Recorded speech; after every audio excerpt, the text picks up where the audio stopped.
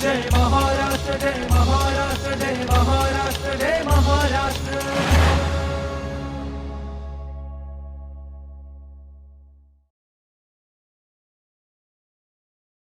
नमस्कार. माहिती व जनसंपर्क विभाग जय महाराष्ट्र या कार्यक्रमात मी पूनम चांदोरकर आपल्या सगळ्यांचं मनापासून स्वागत करते. मंडळी, पुण्यश्लोक अहिल्याबाई होळकर शेतकरी कर्जमुक्त योजना 2026 हा राज्य शासनाने घेतलेला एक सर्वात मोठा ऐतिहासिक निर्णय आहे आणि त्याच्यामुळे आपले जे काही शेतकरी बांधव आहे, जो शेतकरी राजा आहे, त्याच्यावरील कर्जाचा भाग नक्कीच कमी होणार आहे. पहिल्या भागात आपण बघितलं की या योजनेची अंमलबजावणी किंवा त्याची पडताळणी कशी होणार आहे आणि त्याच्याविषयी सविस्तर अजून आपण पुढे जाणून घेणार आहोत.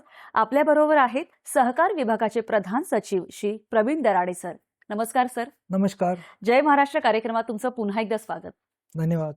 तर आपल्या शेतकरी बांधवांना अजूनही की व्यापारी बँकेच्या कर्ज खात्यात काही तफावत दिसली किंवा हेअरकट याविषयी सवलती ज्या आहेत त्याविषयी अजून परत एकदा सांगू शकाल? माझ्या शेतकरी बांधवांना विनंती आहे की आपलं जे बँकेमधलं लेजर बॅलन्स आहे तो बॅलन्स किंवा आमचा महाआयटी पोर्टलवरती जी रक्कम तुम्हाला दिसते ती रक्कम आणि आम्ही ज्या याद्या लावलेल्या आहेत बँकेच्या ब्रांचमध्ये किंवा ग्रामपंचायतीमध्ये किंवा आमच्या पॅक्सच्या बाहेर कार्यालयामध्ये त्यामध्ये आपल्याला तफावत दिसते. ह्या ज्या याद्या आमच्याकडे मिळालेल्या त्या संबंधित बँकांनी NPA अकाउंट झालेल्या अकाउंटवरती त्यांनी हेअरकट घेतल्यानंतरच्या याद्या आहेत. त्यामुळे तुम्ही फक्त आमच्या महाआयटी पोर्टलवरची रक्कम तुमचं अकाउंट तुमचं नाव बरोबर आहे किंवा नाही हे फक्त बघावं आणि 2 लाखाच्या आतली संपूर्ण रक्कम तुम्हाला माफ होणार आहे. त्यामुळे यादीमधली रक्कम अजिबात आपण बघू नये, त्याकडे लक्ष देऊ नये. 100% आपल्याला 2 लाखाच्या आत पूर्ण कर्जमुक्ती होणार आहे. यामध्ये बँकेच्या माध्यमातून माननीय मुख्यमंत्री महोदयांनी स्टेट लेवल बँकर्स कमिटीची मीटिंग घेतली होती, त्यांना आव्हान केलं होतं आणि 2017 आणि 19 प्रमाणेच बँकांनी देखील त्यांचा आपला सहभाग या शेतकरी कर्जमुक्तीमध्ये द्यावा या दृष्टिकोनातून त्यांना आव्हान केलं होतं आणि त्या आव्हानांना त्यांनी अतिशय चांगला पॉझिटिव्ह रिस्पॉन्स दिला आहे. आणि ज्यामध्ये एखाद्या शेतकऱ्याचं अकाउंट NPA झालेलं असेल आणि ते 1 वर्षापेक्षा जास्त कालावधीसाठी NPA झालेलं असेल तर त्या ठिकाणी 1 लाखाचं जर कर्ज असेल तर फक्त 85,000 रुपये बँक घेऊन ते सेटल करणार आहेत 100% आणि बेबाकीचं सर्टिफिकेट देणार आहे, नील अकाउंटचं सर्टिफिकेट देणार आहे. 15,000 रुपये बँक स्वतः त्या अकाउंटमध्ये टाकणार आहेत. तसंच 2 वर्ष जर असेल तर त्या ठिकाणी 70,000 रुपयावरती ते अकाउंट आपलं सेटल होणार आहे. आणि जरी तुमच्या अकाउंटला कर्ज घेतलेली रक्कम NPA अकाउंट झालेली रक्कम 1 लाख रुपये दिसत असली तर 30,000 रुपयाची रक्कम बँक स्वतः त्यामध्ये कॉन्ट्रीब्यूट करणार आहेत NPA अकाउंटमध्ये. अशा पद्धतीने 3 वर्ष जर असेल तर 55,000 रुपये, 45,000 रुपये बँकेच्या माध्यमातून, 4 वर्ष जर असेल तर 45,000 रुपयामध्ये आपलं अकाउंट नील होणार आहेत. 55,000 रुपये स्वतः बँक टाकणार आहे आणि 4 वर्षापेक्षा जास्त कालावधीसाठी जर अकाउंट आपलं जर NPA झालं असेल तर फक्त 35,000 रुपयामध्ये आपलं अकाउंट नील होणार आहे. उर्वरित 65,000 रुपये बँकेच्या माध्यमातून NPA अकाउंटमध्ये जाणार आहेत. त्यामुळे आपल्याला कर्जमुक्तीचं सर्टिफिकेट मिळणार आहे आणि एका दिवसाच्या नंतर तात्काळ आपल्याला नव्यानं खरीप पीक कर्ज देखील आपल्याला त्या बँकेच्या माध्यमातून मिळणार आहे. त्यामुळे शेतकऱ्यांनी कोणत्याही प्रकारची काळजी करू नये. संपूर्ण 100% त्यांना 2 लाखाच्या आतला कर्जमाफी मिळणार आहे. सर, आता जी तुम्ही माहिती देतात त्याच्यामध्ये असा एक प्रश्न असा उभा राहतो की असे काही शेतकरी बांधव आहेत का की जे आता लाभार्थी आहेत पण ते अपात्र ठरू शकतात, असे काही गोष्टी आहेत का? कुठलीही मला वाटत नाही की असे काही शेतकरी आहेत की ज्या आपण याद्या लावल्या आहेत की जे अपात्र ठरू शकतात. असं नाही. आपल्या अपात्रतेमध्ये निकष ठरलेले आहेत. केंद्र किंवा राज्य शासनाचे अधिकारी कर्मचारी ज्यांचा पगार मासिक पगार 25,000पेक्षा जास्त आहे. त्याचबरोबर आता जे सध्याचे विद्यमान आणि भूतपूर्व आपले लोकप्रतिनिधी, विविध स्थानिक स्वराज्य संस्थांचे पदाधिकारी, मग त्यामध्ये बँकिंग सेक्टर असेल, अर्बन बँक असेल, रुरल बँक्स असतील, आमचे दूध संघ असतील, सूतगिरण्यांचे संघ असतील, यातल्या सर्व पदाधिकाऱ्यांना आपण यामधून वगळण्यात आलेलं आहे. फक्त जे गरीब शेतकरी आहेत त्या सर्व पात्र शेतकऱ्यांना आपण या योजनेचा लाभ देणार आहोत. आणि जे शेतकरी दिवंगत झालेले आहेत, मृत झालेल्या शेतकऱ्यांच्या वारसांना देखील याचा आपल्याला लाभ मिळणार आहे. फक्त त्या वारसांनी आपली नावाची नोंद 7/12 तहसीलदारांच्या माध्यमातून करून घ्यायची आहे. ॲग्रिस्टॅकवरती नोंद करून घ्यायची आहे. त्यासाठी आमचे सर्व रेव्हेन्यूची मशिनरी आणि आमची सहकाराची मशिनरी आपल्याला मदत करेल. ॲग्रिस्टॅकवरती नोंदणी झाल्यानंतर आपला नवीन आधार क्रमांक त्यामध्ये नोंदणी करू आणि बँकेच्या माध्यमातून आमच्याकडे यादी येईल आणि नव्यानं तुम्हाला देखील कुठलाही शेतकरी दिवंगत झालेल्या शेतकऱ्याचे वारसदार देखील या योजनेपासून वंचित राहणार नाही याची संपूर्ण खबरदारी आम्ही घेणार आहोत. नक्की सर, ही जी योजना आहे खरंच खूप चांगली. ही जी योजना आहे त्याच्यामुळे ग्रामीण अर्थव्यवस्था, सहकारी पतसंस्था आणि कृषी व्यवस्थेला सुद्धा एक नवी दिशा मिळण्याचं काम मिळणार आहे, नाही काय सांगाल सर? निश्चितच ग्रामीण अर्थव्यवस्थेला एक खूप मोठ्या प्रमाणावरती चालना मिळणार आहे. जवळजवळ 40,000 कोटी रुपये ग्रामीण अर्थव्यवस्थेमध्ये या शेतकरी कर्जमुक्तीच्या माध्यमातून जाणार आहेत. एवढे मोठ्या प्रमाणावरचा निधी, त्याच प्रमाणात निधी शेतकऱ्यांना पुन्हा एकदा नव्यानं पीक कर्ज म्हणून खरीप हंगामामध्ये उपलब्ध होणार आहे बँकांच्या माध्यमातून. एवढा मोठ्या प्रमाणावरती उपलब्ध झालेल्या निधीच्या माध्यमातून मला वाटतं शेतीमध्ये चांगल्या पद्धतीने उत्पन्न शेतकरी घेऊ शकतील आणि ग्रामीण भागामध्ये चांगल्या पद्धतीचा एक संदेश जाण्यासाठी या कर्जमुक्ती योजनेच्या माध्यमातून मला वाटतं खूप हातभार लागणार आहे. नक्कीच. आणि विकसित महाराष्ट्र 2027 ही जी संकल्पना आहे आपल्या शासनाची, त्याच्यासाठी सुद्धा ही योजना खूप महत्त्वाची ठरणार आहे. काय सांगाल सर?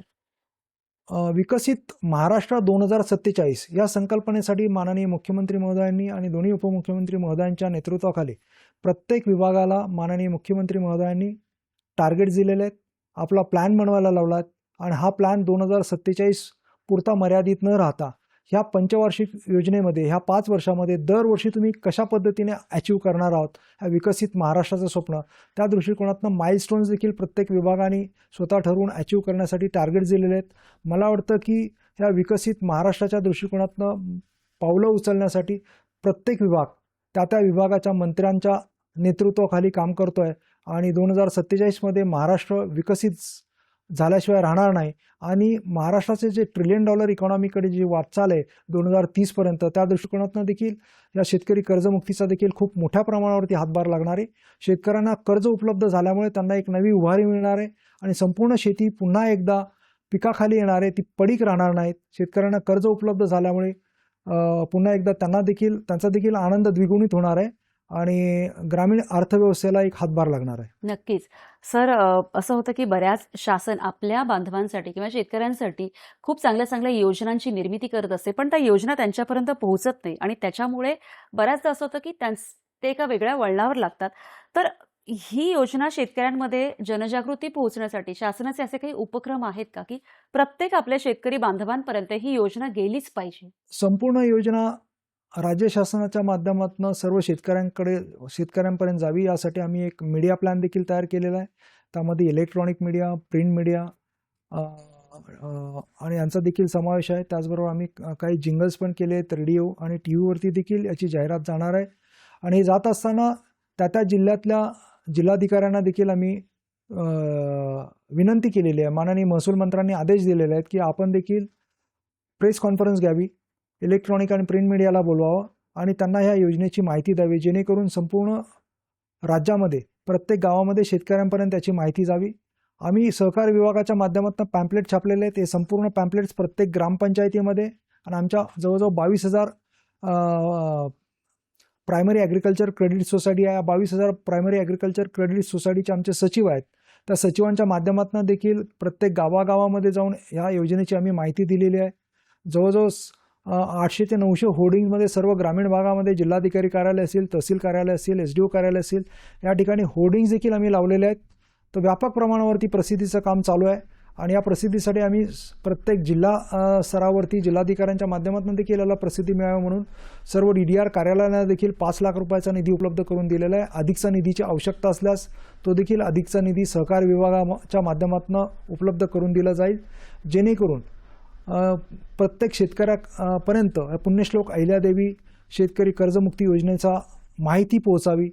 त्याचबरोबर मला सांगायला अतिशय आनंद होतो आहे की इलेक्ट्रॉनिक मीडिया आणि प्रिंट मीडिया यांनी देखील आम्हाला खूप जास्त सहकार्य दिलं आणि त्यांनी देखील खूप मोठ्या प्रमाणावरती दररोज अतिशय सकारात्मक बातम्या सर्व प्रिंट मीडियामध्ये येत आहेत आणि त्यामुळे देखील शेतकरी बांधवांपर्यंत पोहोचण्यासाठी आम्हाला फायदा झालेला आहे. नक्कीच. सर, नवीन पीक कर्ज जे मिळतं त्याच्या संदर्भात पुन्हा एकदा काय सांगाल? शेतकरी बांधवांना मी एवढं सांगू इच्छितो की माननीय मुख्यमंत्री महोदयांनी स्टेट लेवल बँकर्स कमिटीच्या मीटिंगमध्ये सर्व बँकर्सना आदेश दिलेले आहेत आणि ते आदेश आम्ही सरकार म्हणून देखील दिलेले आहेत की सर्व बँकांनी ही कर्जमुक्ती झाल्याबरोबर 24 तासात शेतकऱ्यांनी ॲप्लिकेशन केल्याबरोबर त्याला कर्ज पुन्हा नव्याने पीक कर्ज 2026-27 उपलब्ध करून द्यायचं आहे.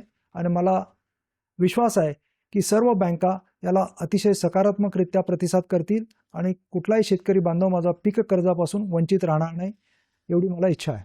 नक्की सर. ही जी योजना आहे त्याच्यामध्ये आपले इतके सारे शेतकरी बांधव आहे की ज्यांना याचा लाभ मिळणार आहे. मोठ्या प्रमाणावर ही योजनेची अंमलबजावणी करण्यात येणार आहे. तर आव्हानं तर नक्कीच आली असतील समोर. निश्चितच आम्हाला भरपूर आव्हानं आली.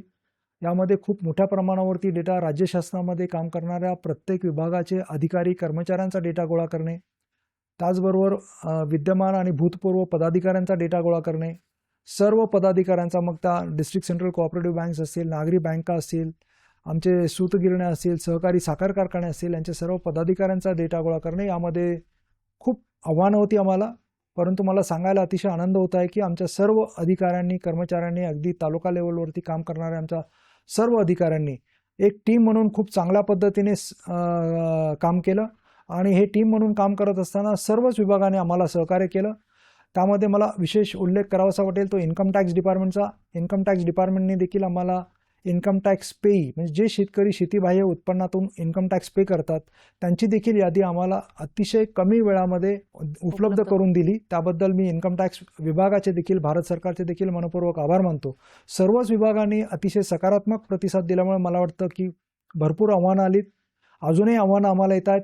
दररोज माहिती पोर्टलवरती काही वेळेला इंटरनेटचा इश्यू असतो, इंटरनेट बंद होते, त्यामुळे शेतकऱ्यांना आधार ऑथेंटिकेशनला वेळ लागतो आहे. परंतु शेतकरी बांधवांनी चांगल्या पद्धतीने संयम दाखवतात. त्यांना आम्ही सांगितलं आहे की काही ट्रायबल भागामध्ये, उदाहरण द्यायचं झालं तर गडचिरोली, त्यानंतर आमचा नंदुरबार, यांच्या काही भागामध्ये आमचं नेटवर्क कमी आहे, वीक आहे. तर त्या भागातल्या शेतकऱ्यांना आपल्या सरकारी व्हेकलमध्ये घेऊन, आमच्या LDMच्या व्हेकलमध्ये घेऊन जवळच्या इतर सेंटरवरती घेऊन जाऊन त्यांचा आधार ऑथेंटिकेशन करावं, ज्या ठिकाणी आपल्याला नेटवर्क चांगल्या पद्धतीने उपलब्ध असेल. तर अशा पद्धतीने आम्हाला चॅलेंजेस येतात. परंतु दररोज आमचं रिव्ह्यू होत असतो. आमची IT ची टीम असते, कन्सल्टंट असतात, आमच्या विभागाचे अधिकारी असतात. त्यांच्यासोबत दररोज सायंकाळी आम्ही 5:30 वाजता व्हिडिओ कॉन्फरन्सच्या माध्यमातून स्वतः मी VC घेत असतो. आणि ज्या ज्या काही अडचणी येत असतात त्या प्रत्येक अडचणीवरती बँकर्ससोबत आम्ही बैठका घेतल्यात, आमच्या प्रत्येक अधिकाऱ्यांसोबत आम्ही बैठका घेतल्यात. आणि ह्या बैठका दररोज चालू असतात. ज्या ज्या अडचणी दररोज आलेल्या अडचणींना आम्ही त्याच दिवशी उत्तर देत असतो, सोल्युशन काढत असतो. आम्ही व्हॉट्सअपचे ग्रुप देखील वेगवेगळे ग्रुप केलेले आहेत, अधिकाऱ्यांचे काही वेगळे ग्रुप केले आहेत, बँकर्सचे वेगळे ग्रुप केले आहेत, नॅशनलाइज बँकांचे वेगळे ग्रुप केले आहेत, डिस्ट्रिक्ट सेंट्रल कोऑपरेटिव्ह बँकांचे वेगळे ग्रुप केले आहेत. आणि त्या बँकांच्या ज्या ज्या काही अडचणी येतात त्याच ग्रुपवरती तात्काळ आम्ही सोल्युशन्स त्यांना देत असतो. अशा पद्धतीने एक टीम म्हणून खूप मोठ्या प्रमाणावरती जवळजवळ 10,000 अधिकारी यावरती काम करत आहेत. आणि या सगळेजण एक टीम म्हणून काम करत आहेत. त्यामुळे मला वाटतं की खूप चांगल्या पद्धतीने अडचणी येतात, पण त्याला आम्ही सामोरे जात आहोत. नक्की सर. खूप छान पद्धतीने सांगितलं की प्रत्येक विभागाचे जे टीम आहे किंवा सगळे एकत्रित येऊन काम करत आहे आणि त्याचा मुख्य उद्देश एकच आहे की आपला शेतकरी बांधव कर्जमुक्त व्हावा आणि नव्याने त्याने शेती सुरू करावी. जसं सरकारला अनेक आव्हानांना तोंड द्यावं लागलं तसंच आपल्या शेतकरी बांधवांनाही मला असं वाटतं, कारण ते टेक्नोसॅव्ही नाही आहेत, तंत्रज्ञानाशी ते इतके जुळवून घेणारे नाही आहेत. तर त्यांना कशा पद्धतीने गायडन्स देता येईल ह्याचं, कारण की सगळं ऑनलाईन होत आहे, बऱ्याच आपल्या बांधवांना ऑनलाईन पद्धत माहीत नसते, तर काय करता येईल? खूप चांगला प्रश्न आहे. म्हणूनच आम्ही सांगू इच्छितो की शेतकरी बांधवांना टेक्नॉलॉजी सावी नसतात. परंतु मी सांगितलं की या पहिल्या यादीमध्ये 17 लाख शेतकऱ्यांपैकी जवळजवळ 11.5 लाख शेतकऱ्यांकडे मोबाईल आहेत. त्यामुळे आम्ही मोबाईलच्या माध्यमातून त्यांना SMS दिला. उर्वरित शेतकऱ्यांना याची माहिती होण्याच्या दृष्टिकोनातून आम्ही प्रत्येक ग्रामपंचायतीमध्ये यादी लावली. त्याचबरोबर आमच्या प्रायमरी ॲग्रिकल्चर क्रेडिट सोसायटी आहे पॅक्स, तिथे देखील यादी लावली. आमच्या ज्या बँकांच्या ब्रांचेस आहेत त्या ब्रांचेसमध्ये देखील आम्ही यादी लावली. आमचे जे स्थानिक तिथले सचिव आहेत ते जाऊन शेतकऱ्यांना दौंडी पिटून याबाबतची माहिती देत आहेत आणि त्यांना घेऊन येऊन आमची जी यादी आहे ती यादी दाखवत आहेत. आणि त्यांना घेऊन जाऊन फक्त आपले सरकार सेवा केंद्रामध्ये जायचं आहे. त्या सेवा केंद्रामध्ये तुमचं नाव आणि तुमच्या अकाउंटवरती थकीत असलेली रक्कम तेवढी फक्त बरोबर आहे किंवा नाही ते बघायचं आहे. ती बरोबर असेल तर आधार ऑथेंटिकेशन, फक्त आपला अंगठा लावायचा आहे. एवढं अतिशय सोपं, साधं सोपं, कुठलाही अर्ज शेतकऱ्यांना करायचा नाही, एवढं सोपं काम आम्ही ठेवलेलं आहे, जेणेकरून त्यांना टेक्नॉलॉजी सावी नसतानाही ही अतिशय कठीण आणि क्लिष्ट प्रोसिजर आहे असं वाटू नये, या दृष्टिकोनातून अतिशय साधी सोपी पद्धत आम्ही केलेली आहे. कोणतंही ॲप्लिकेशन करायचं नाही, आपले सरकार सेवा केंद्रामध्ये जाऊन फक्त आधार ऑथेंटिकेशन करायचे. 90% जास्त शेतकऱ्यांचं ॲग्रीस्टॅक ऑथेंटिकेशन आमच्याकडेच आहे, त्यामुळे त्यांना ॲग्रीस्टॅक ऑथेंटिकेशन करायचं नाही. आम्ही तो डेटा ऑलरेडी ॲग्रिकल्चर डिपार्टमेंटकडनं घेऊन इंटिग्रेट केलेला आहे. उर्वरित 5 ते 10% ज्या शेतकऱ्यांचा ॲग्रिस्टॅक नसेल त्यांचं देखील ॲग्रिस्टॅक करून देण्यासाठी आमची महसूल आणि कृषी यंत्रणा आणि सहकार यंत्रणा त्यांना मदत करणार आहेत आणि 100% शेतकऱ्यांना या योजनेचा लाभ होईल या दृष्टिकोनातून आमचे प्रयत्न आहेत. नक्की सर, आता तुम्ही जे सांगितलं की अतिशय साध्या सोप्या पद्धतीने शेतकऱ्यांपर्यंत पोहोचण्याचा प्रयत्न केला जात आहे, पण अशाही काही प्रॉब्लेम्स येत आहेत की फिंगरप्रिंट मॅच होत नाही, तर अशा वेळेला काय करता येईल? काही शेतकऱ्यांच्या हाताला शेतीमध्ये काम केल्यामुळे त्यांच्या फिंगरप्रिंट्स मॅच होत नाही अशा देखील आमच्याकडे तक्रारी आल्या आहेत. त्यामुळे अशा शेतकऱ्यांच्या आम्ही डिस्ट्रिक्ट लेवल कमिटीला वेगळ्याने ऑफलाईन पद्धतीने देखील याला सॉर्ट आउट करू अशा पद्धतीच्या सूचना आम्ही दिलेल्या आहेत. तालुका स्तरावरती तहसीलदार किंवा जिल्हा स्तरावरती जिल्हाधिकाऱ्यांच्या अध्यक्षतेखाली समिती आहे, त्या समितीमध्ये आम्ही अशा जे काही इश्यू असे खूप कमी येतील असं मला वाटत नाही, खूप मोठ्या प्रमाणावरती येतील, पण ते देखील आम्ही जिल्हा स्तरावरती सॉर्ट आउट करू. नक्की सर, याच्याबरोबरच मला एक असा महत्त्वाचा प्रश्न विचारायचा आहे की शासन इतक्या मोठ्या यांनी सहकार्य करत आहेत, आपले मुख्यमंत्री, उपमुख्यमंत्री, सहकार मंत्री आणि तसंच शासनाचे अनेक कर्मचारी, जसं तुम्ही सांगितले की एका टीमने फक्त आणि फक्त आपल्या शेतकरी बांधवांसाठी काम करत आहेत, का तर त्यांनी कर्जमुक्त व्हावं. पण ह्याचा जो फायदा आहे किंवा ही जी योजना आहे की खरंच ज्या शेतकरी बांधवांना त्याची गरज आहे त्यांच्यापर्यंत पोहोचवावी. पण जर ह्या तंत्रज्ञानाचा कोणी गैरवापर करून किंवा जे लाभार्थी नाही आहेत त्यांनीही लाभ घेण्याचा जर प्रयत्न केला तर त्याच्यावर शासन काही कडक कारवाई करणार का? या माध्यमातून कमीत कमी आपल्या शेतकरी बांधवांपर्यंत जाऊ दे, म्हणजे त्याचा कोणी गैरफायदा किंवा गैरवापर करण्याचा प्रयत्न या योजनेचा कोणी गैरफायदा किंवा गैरवापर घेऊ शकत नाही, कारण आम्ही यादी सिलेक्ट बँकांकडनं जी आलेली यादी आहे, डिस्ट्रिक्ट सेंट्रल कोऑपरेटिव्ह बँक किंवा नॅशनलाइज बँक किंवा कमर्शियल बँक, त्या यादीचं व्हेरिफिकेशन आम्ही अगोदर करतो. ते व्हेरिफिकेशन झाल्याशिवाय ते आम्ही यादी पब्लिश करत नाही. त्यामुळे मला वाटत नाही की कोणी याचा गैरफायदा घेईल आणि आपले बांधव अगदी सुज्ञ आहेत. त्यामुळे ही आपल्या शेतकऱ्यांसाठी, जे शेतकरी कर्जबाकीदार झालेले आहेत, थकबाकीदार झाले आहेत, गरीब शेतकऱ्यांसाठी ही योजना आहेत आणि ते शेतकरी या योजनेचा लाभ घेतील असा मला पूर्ण विश्वास आहे. पण सर, 17 लाख शेतकऱ्यांची यादी जाहीर झाली जसं मगाशी तुम्ही सांगितलं, तर उर्वरित शेतकऱ्यांच्या यादीचं काय होणार? मी आपल्याला सांगितलं त्याप्रमाणे ओव्हरऑल साधारणपणे अंदाजे 56 लाख शेतकरी, यातले 24 लाख शेतकरी नियमित कर्ज फेडणार आहेत. त्यांना आपण 50,000 रुपयापर्यंतची प्रोत्साहन अनुदान देणार आहोत. 32 लाख शेतकऱ्यांची जी यादी आहे त्यातले 17 लाख पहिल्या टप्प्यामध्ये आम्ही यादी लावलेली आहे. उर्वरित शेतकऱ्यांची यादी आम्ही येत्या 10 दिवसांमध्ये लावणार आहोत. त्यामुळे शेतकऱ्यांनी घाबरून जाऊ नये. या यादीत त्यांचं नाव नसेल तर दुसऱ्या यादीमध्ये नाव येईल. ज्या शेतकऱ्यांची नावं या 17 लाख शेतकऱ्यांच्या यादीमध्ये नाही आहेत, ही पहिली यादी आम्ही जाहीर केलेली आहे. यानंतरची देखील उर्वरित शेतकऱ्यांची यादी येणार आहे. त्यामुळे शेतकऱ्यांनी घाबरून जाऊ नये. येत्या 10 दिवसांमध्ये आम्ही दुसरी यादी देखील पब्लिश करणार आहोत. दुसऱ्या यादीमध्ये आम्हाला काही आधार नंबर्स डुप्लिकेट आढळले, मल्टिपल आधार नंबर्स आढळले, बँकेने इंटरेस्ट कॅल्क्युलेशनमध्ये काही चुका केलेल्या आढळल्यात. तर अशा सगळ्या गोष्टी होतात. त्यामुळे हे सॅनिटीमध्ये काढलेले अकाउंट्स आहेत. त्यामुळे ती दुसरी यादी बँकेकडे आम्ही पाठवलेली आहेत. बँकेकडनं पुन्हा एकदा व्हेरीफाय करून आमच्याकडे येतील. आल्याबरोबर आम्ही पुन्हा दुसरी यादी देखील लावणार आहोत. त्यामुळे शेतकऱ्यांनी घाबरून जाऊ नये. आणि ह्या संपूर्ण योजनेमध्ये माननीय मुख्यमंत्री महोदयांनी जी घोषणा केलेली आहे त्याप्रमाणे सर्व शेतकऱ्यांना 2 लाखापर्यंतचा लाभ सर्व पात्र शेतकऱ्यांना मिळणार आहे. त्यामुळे आपण घाबरून जाऊ नये आणि या योजनेचा लाभ घेण्यासाठी शासकीय यंत्रणेकडे आपण पाठपुरावा करावा. तहसील कार्यालयामध्ये तहसीलदारांकडे जावं किंवा असिस्टंट रजिस्ट्रारकडे किंवा जिल्हा स्तरावरती DDR आमच्या जिल्हाधिकाऱ्यांकडे देखील आपण जाऊ शकतात. आम्ही तुम्हाला सकारात्मक दृष्टिकोनातनं प्रत्येक बँकेमध्ये ब्रांच मॅनेजरच्या देखील आम्ही बैठका घेतल्या. त्यांना देखील सांगितलं आहे की आपल्या बँकेमध्ये ह्या योजनेबाबत चांगली माहिती असलेला माणूस तिथे ठेवा आणि शेतकऱ्यांशी चांगल्या पद्धतीने सौजन्याने त्यांना माहिती द्यावी. अशा पद्धतीच्या सूचना राज्य शासनावरून देण्यात आलेल्या आहेत. नक्की सर, अगदी जाता जाता राज्य शासनाने ही जी योजना आपली सुरू केलेली आहे त्याच्यामध्ये फक्त आणि फक्त आपल्या शेतकरी बांधवांचा आपण विचार करत आहोत. तर सगळ्याच आपल्या शेतकरी बांधवांना आणि या योजनेत सहभागी होणाऱ्या आणि एकंदरीतच शेतकरी बांधवांना तुम्ही काय संदेश द्याल? सर्व शेतकरी बांधवांना मी या पुण्यश्लोक अहिल्यादेवी होळकर शेतकरी कर्जमुक्ती योजना 2026 मध्ये आपण सक्रिय सहभागी व्हावं. कोणत्याही प्रकारची अडचण आल्यास आमच्या तालुका स्तरावरच्या किंवा जिल्हा स्तरावरच्या कार्यालयाशी अधिकाऱ्यांशी संपर्क साधावा. कोणत्याही प्रकारची अडचण आम्ही सोडवण्यासाठी तयार आहोत. त्यामुळे आपण घाबरून जाऊ नये.